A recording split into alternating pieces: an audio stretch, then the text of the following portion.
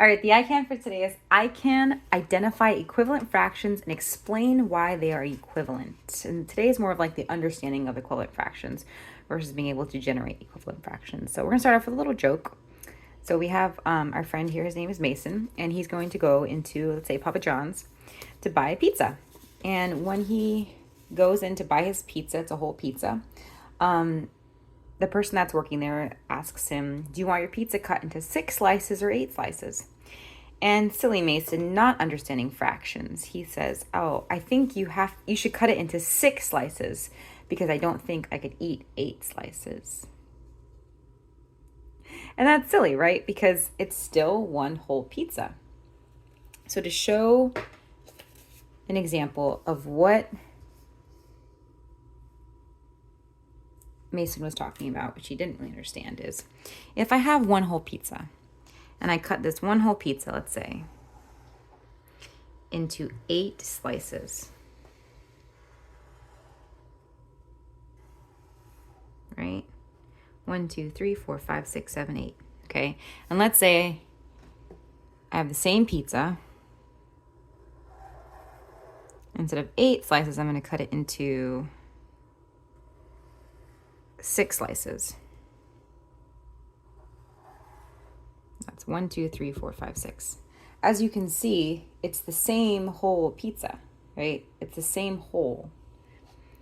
They're just a different number of slices per pizza. So this one has 8 slices.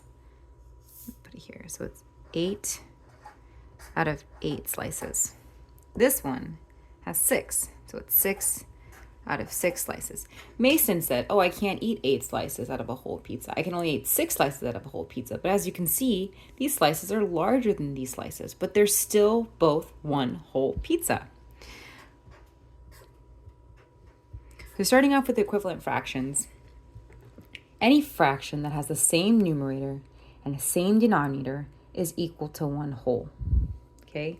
To drive home that point, let's just grab in one more pizza and we'll put it right here. Okay? And let's slice it up into 4. Now these slices are much bigger than this slice or this slice, right? But 1, 2, 3, 4, 4 out of 4 parts is still equal to one whole. They're all equal to one whole. Any fraction that has a numerator and a denominator that are the same is equal to one whole. All right, let's keep going.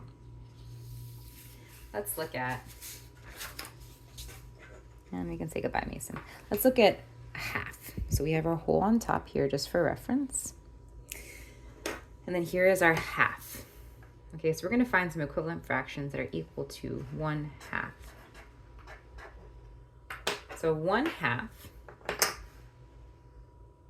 is equal to 1, 2, 2 fourths, which is equal to 1, 2, 3, 3 sixths, which is equal to 1, 2, 3, 4, 4 eighths, and I could keep going, right? But something I want you to notice when it comes to fractions that are equal to 1/2, each of these, if you look at their numerator, the numerator is exactly half of the denominator. So what's half of 8? 4, 4 eighths. What's half of 6? 3, 3 sixths. What's half of 4? 2, 2 fourths. What's half of 2? 1, 1/2. All of these are equal to a half. And I could just grab another random one here. So let's just do 100, right? The fraction that's equal to a half with the denominator of 100, what's half of 100? 50. Let's just do one more random number, 60. What's half of 60? 30. All of these fractions are equal to a half. So fractions that are equivalent to a half, the numerator is half of the denominator. 2 is half of 4, 3 is half of 6, 4 is half of 8. Okay, and those are halves.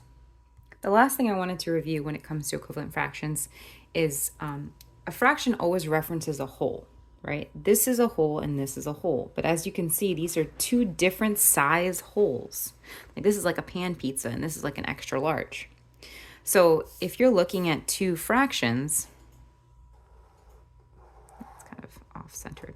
Let's say this is a half and this is a half, right? 1/2 of the whole, 1/2 of the whole, 2 halves. Let's say this is a half and this is a half. Now, these visual representations so far are correct, right?